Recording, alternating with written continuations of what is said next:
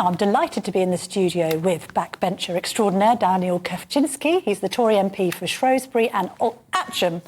Daniel, lovely to see you this morning. You ready for a May election? Well, we will be ready for whenever the election is called. I know, but what do you reckon? May rather than the autumn next year? Well, whether it's May or October, it's a difference of a few months, isn't it? I know, but when you've got a team ready to try and assemble an election campaign and you've got less time, you know, we'll come out of Christmas and the next thing we know, everyone's going to be leafleting. That puts pressure on MPs like you, doesn't it? Well, we were out leafleting and canvassing in Shrewsbury yesterday. We knocked on nearly 300 doors in 2.5 hours. So we're already in election mode, and that will be the case for the next 12 months. Are you worried about the Lib Dems in Shrewsbury? Because we've got Ed Davey today saying that he's intending on smashing through the blue wall. Your voters might not necessarily want to switch to Labour, but they might think that the Lib Dems are a bit of a halfway house?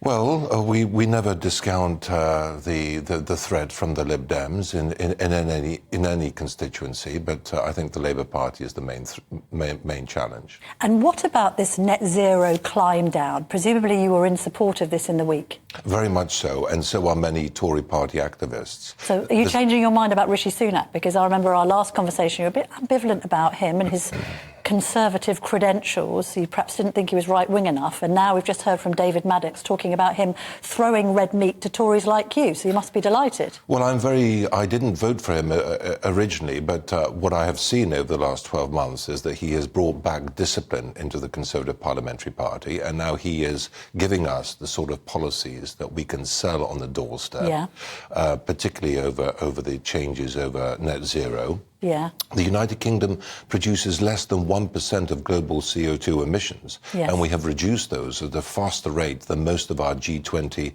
competitors. So he understands, unlike Sir Keir, that yes, we are committed to reducing CO2 emissions, but we can't move at a pace which puts our industry and households at a disadvantage to our European competitors. That's very, very important. OK, so you might be able to sell that on the doorstep, although obviously some polling companies suggest that the public are behind the net zero ambition, if not having to pay for it through the nose to achieve it. How well does the idea of scrapping HS2 go down on the doorstep? Well, one of the reasons I supported HS2 is the then... I didn't know you supported... Are you regretting that support, Daniel? I've got to be honest with you. I voted for it because we were told by Patrick McLaughlin, the then Secretary of State for Transport, that this was also an issue of capacity.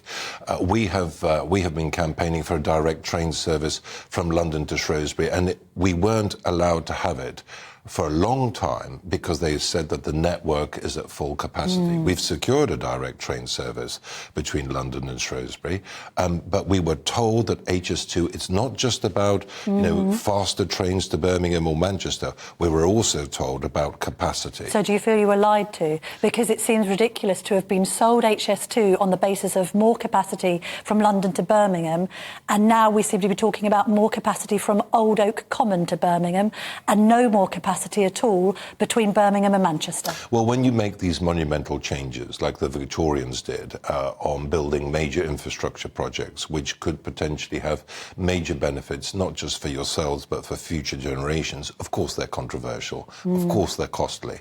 Of course there are people who think that we can't afford it. But well, we can't really, can we? It's gone from 35 billion to 100 billion. Well, don't you regret the cost? Or do you regret voting for it? I do know that this is a highly polarised issue, and I know that there are many constituents who feel that we ought to scrap it. Do you wish that you hadn't voted for it? No, I'm not going to say that. I'm waiting to hear how the government will respond to these growing costs, but the issue of capacity is a genuine one.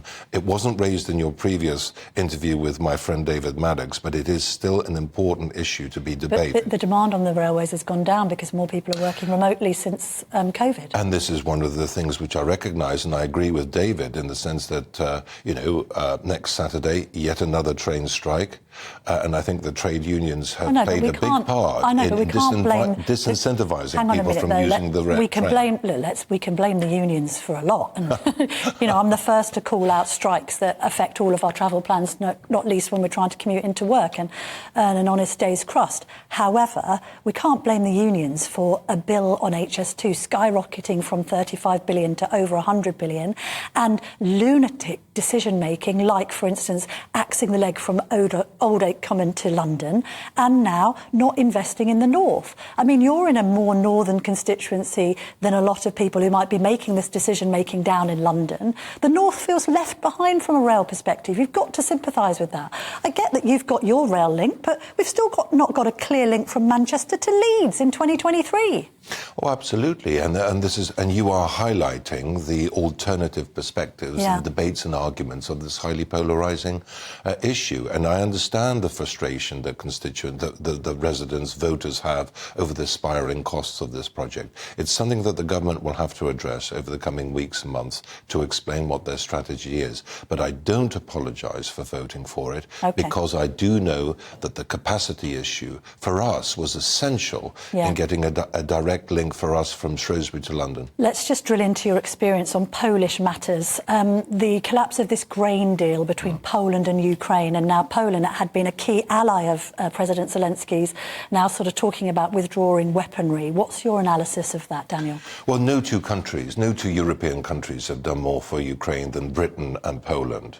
And these two critical NATO partners have joined forces to help Kiev at a time of extraordinary manipulation and aggression from Moscow. What I really regret is that obviously the Ukrainians can't export their grain through the Black Sea because the Russians are preventing that from happening. There was an agreement with the European Union that Ukraine could transit through European Union countries to export their grain to third parties. That agreement came to an end on September the 15th, and the European Union has not extended it.